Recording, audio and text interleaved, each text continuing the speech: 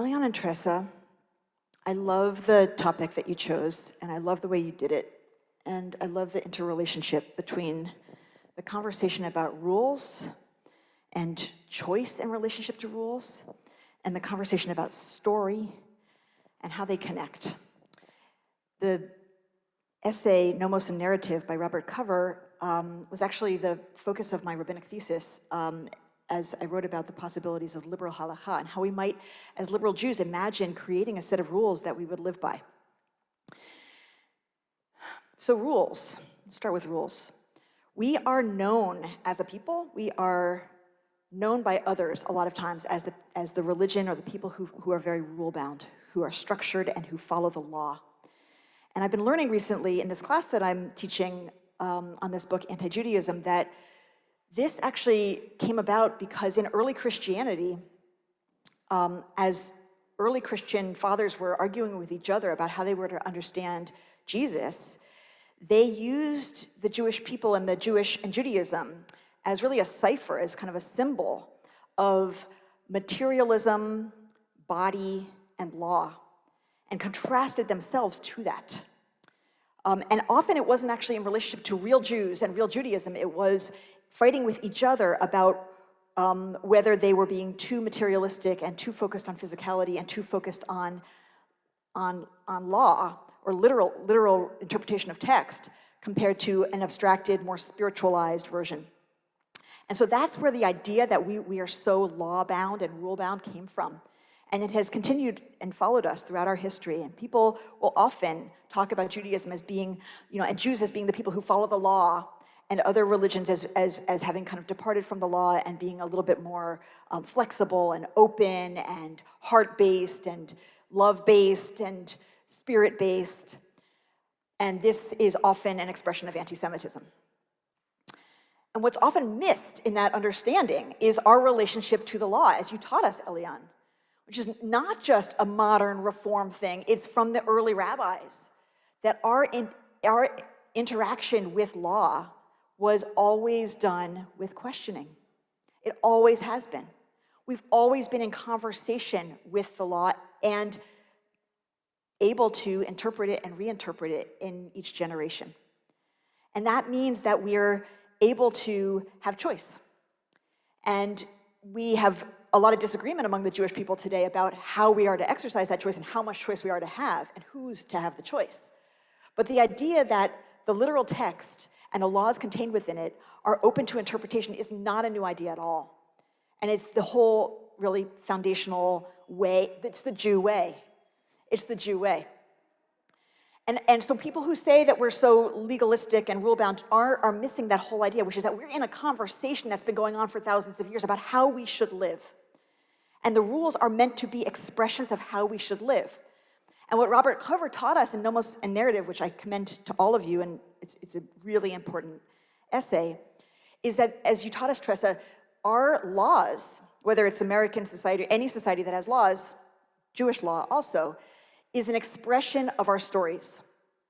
It's an attempt to live out our understanding of who we are and who we want to be based on the stories we tell ourselves about ourselves.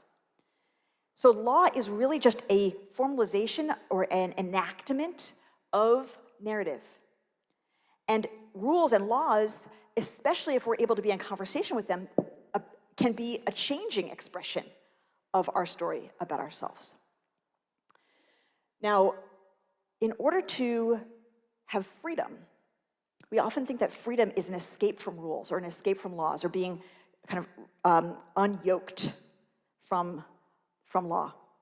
But actually, if you note, we often are most creative as humans when we're in relationship with structure, when there are parameters around which and within which we can then make choices and ask questions. If there's nothing there, if you're trying to write something and you have a blank page, that's the hardest thing, right? But if you're reacting to something that gives you some structure, you can actually be more creative. So freedom is not absence of structure or absence of law. Freedom is being able to ask questions about the structures that are there and then make choices about those structures and to be able to change them when necessary. And that's a really important part of the Passover story. First of all, the whole Passover process, as you described, is about asking questions, right? Last night, the Seder is designed to get people to ask questions. And I was going to bring you some specific citations of text, but I can tell you the idea of them. One is Tosefta, one is Tosafot. They talk about that you're supposed to snatch away the matzah from children in the middle of the Seder to get them to ask questions. You're supposed to even take the Seder plate away. Some people do this. Maybe you do this at your Seder.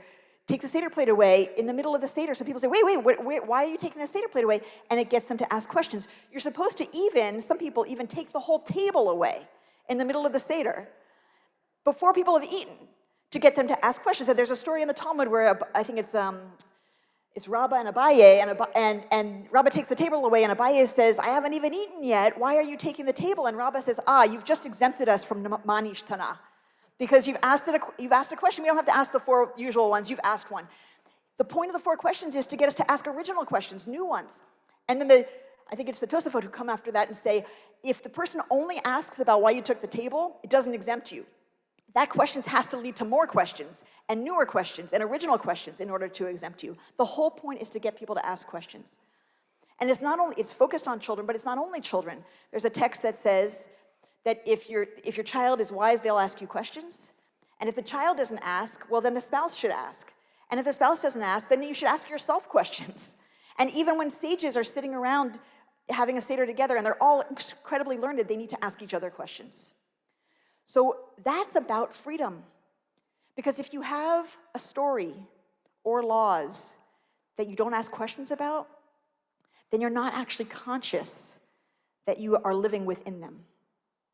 That's the real danger, is we become unconscious. We forget that we're all walking around full of stories. And the stories shape our attitudes about all kinds of things in our world. And the problem isn't that we have the stories. We're always going to have stories. The problem is if we're unconscious that we have stories. The problem isn't that we have laws and rules. We're always going to have laws and rules. The problem is if we're unconscious about the rules and the laws. And what gets us conscious is asking questions, because asking questions means that it doesn't have to be the way it is. Asking questions means there could be alternatives. And once we do that, then we can imagine choice. And once we can imagine choice, well, that's freedom. And so, our stories shape our laws. Our laws are expressions of who we think we are and who we want to be based on the stories we're telling. And what's important in the whole process is asking questions and becoming conscious. I had some congregants this week ask for an urgent meeting because they were not sure how to lead their Seder, because they had come across the information that we might never have been in Egypt. Do you know this? This might blow your mind right now. I don't mean to ruin your day, but we don't have archaeological evidence that a large number of people traveled through the Sinai. And so scholars have wondered whether we were really there at all. Now, there are some texts, and we've been learning actually in my class that there are some texts on the Egyptian side that suggest that we were there. But what if we weren't there? These congregants were saying, I don't want to lead a Seder that's about a lie. What if we weren't there? And here's what I said. It actually doesn't matter. It actually doesn't matter. Because what kind of people tell a story about being slaves as the formative story, as you told us, the formative story of our identity? The story. It shows up not just on Passover, as you pointed out, Tressa, it's in all of our prayers. It's in all of our holidays. The story of going out from Egypt. What kind of people decide that that's going to be who we are? We're the people who were slaves. We're the people who went free. We're the people who knew liberation. We're the people who knew oppression. And by the way, in the idea of nomos and narrative, where does that story lead in terms of law? Do not oppress the stranger. 36 times. Okay? So what kind of people choose that story? Now, maybe it happened, and maybe it didn't. If it happened, well, we could have chosen the King David story as our story. Most nations choose the mighty sovereign, the power and the might and the independence and the sovereignty. We could have chosen that story as our main story. We didn't. So if it did happen, we still made a choice to make this the story. And if it didn't happen, well, that's even more creative. Okay? We went out of our way to make a story about ourselves demanding, insisting over and over again, we were slaves, don't ever you forget, you have to act as if you were there yourself, you have to live it, you have to apply it. That's your story, that's who you are, that's who you want to be. What does that say about us? That's maybe even more powerful. And as we know, the stories make the laws. The rules become our enactment of our sense of who we've been and who we want to be. And so we don't get to choose in life what happens to us. We don't get to choose the conditions that we're born into, or the conditions of our society and the time we live, or the conditions of our world that we experience. But we do get to choose the stories we tell. We get to choose which stories we emphasize, which stories we identify with, and what rules and laws we choose to make out of those stories. And that's what freedom is, that choosing. And the way we get to freedom is by asking good questions. So thank you for teaching us, Elian and Tressa. Let's keep asking questions. This Passover, let's ask really good questions. Not take anything for granted about the laws, about the rules, about the stories. Let's choose good ones so we can be part of bringing more freedom to this world. Shabbat shalom.